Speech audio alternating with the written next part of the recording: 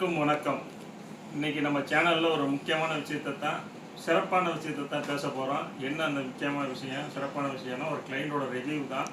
அவங்க வீட்டுக்கு நேற்று போயிருந்தோம். ரொம்ப நாளாக அவங்க அழைச்சிட்டே இருந்தாங்க, போக முடியல. நேற்று போயிருந்தோம். அவங்க வந்து வாடகை வீட்டிலாம் இருக்காங்க. என்ன சார் வாடகை வீட்டுக்கெலாம் வாசு பார்ப்பீங்களா அப்படின்னு நீங்கள் கேள்வி கேட்கலாம்.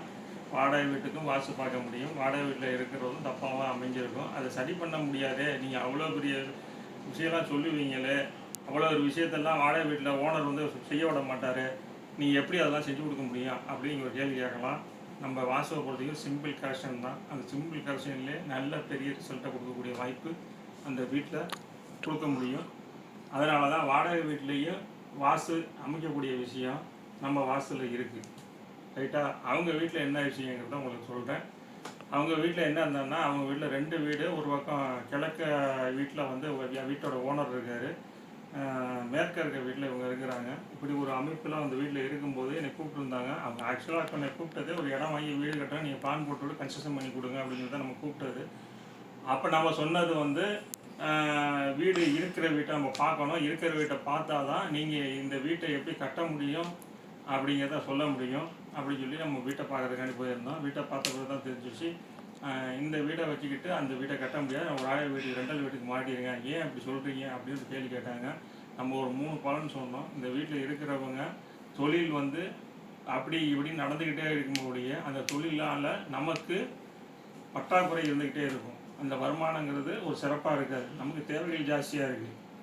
ஆனால் நம்ம தொழில் பண்ணிகிட்டு இருக்கணும், வெளியில் பேர் இருக்கும். அந்த தொழில்னால் நமக்கு வருமானம் வருதா, அது மிச்சப்படுதா, அதை வச்சு நம்ம ஏதாச்சும் அபிவிருத்தி பண்ணுறோம்னா முடியாது. அப்படி இருக்கிற பட்சத்தில் அந்த வீடு இருக்குது. உழைப்புக்கு பலன் கிடையாதுங்க. நீங்கள் வந்து இந்த வீட்டில் இருக்க ஆண்கள் சிறப்பாக இருக்க முடியாது. அவங்க வீட்டில் 2 பேரும் ஆண்கள் இருக்காங்க. 2 பேருமே வந்து வேலை வாய்ப்பில் சிறப்பாக இல்லை அப்படிங்கிற பதில் அவங்க சொன்னாங்க. அது அந்த மட்டும் அதோட நிப்பாட்டிப்போம் அவங்க விஷயத்த. மேற்கொண்டு நம்ம அவங்க விஷயத்தில் பேச வேணாம். அப்போ என்னன்னா, ஒரு கிழக்கு பார்த்த வீடு, கிழக்க வந்து அடைப்பட்ட மாதிரி கிழக்க ஒட்டினால ஒரு வீடு அமைஞ்சிருச்சுன்னா அந்த வீட்டில் ஆண்கள் சிறப்பாக இல்லை, அந்த வீட்டில் இருக்கிற உத்தியோகமோ தொழில் வாய்ப்போ சிறப்பாக இல்லை, அதை சரியாக செஞ்சிக்க முடியல. ஒன்றே டிரான்சாக்ஷன் வச்சுக்கிட்டு அந்த குடும்பம் ஓடிக்கிட்டு இருக்க பறிக்க அப்படிங்கிற மாதிரி ஒரு விஷயத்தை நோக்கி பயணம் பண்ணிக்கிட்டே இருக்காங்க. இதை ஒரு பண்ணி ஆகணுங்கிறது கட்டாயம். அப்படி உங்கள் வீடு அமைப்பு இருந்துச்சுன்னா நிச்சயம் ஒரு நல்ல வீடை நோக்கி மாறுங்க. மாறும்போதும் ஒரு சிறப்பான அமைப்பு உள்ள வீடாக வந்து மாறி சிறந்த ஒரு சின்ன கரெக்ஷன் செஞ்சு அதை சரி பண்ணிக்கக்கூடிய அமைப்பாக மாட்டிக்கிங்க. வாஸ்து குறித்த உங்களுடைய தொடர்புகளுக்கு என்னுடைய தொலைபேசி எண் 9052888842. மேலும் தகவல் வீடியோக்களுக்கு என்னை ஃபாலோ செய்வதற்கும் ஷேர் செய்வதற்கும் மிக்க நன்றி. வாழ்க வளமுடன்.